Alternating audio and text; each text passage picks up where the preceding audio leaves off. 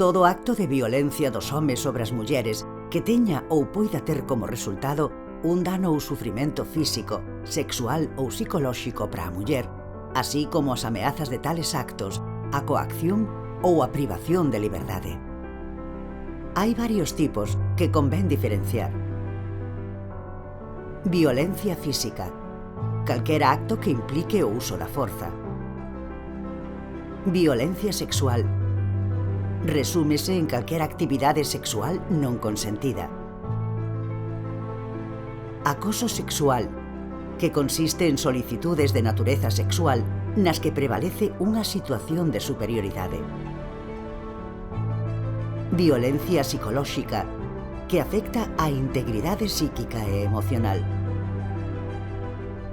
Violencia económica, a través da desigualdade nos recursos compartidos. O tráfico de mulleres e nenas con fins de explotación, calquera que sexa a relación existente entre a vítima e o agresor.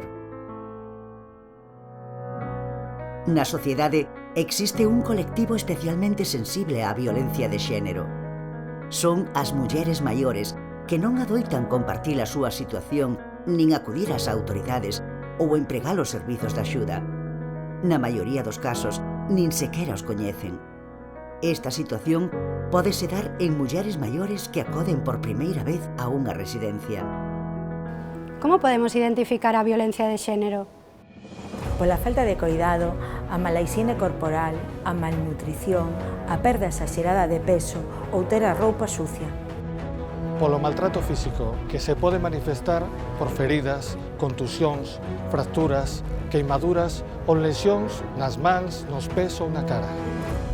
Polo maltrato psicolóxico que provoca depresión, confusión, desorientación e perda de autoestima.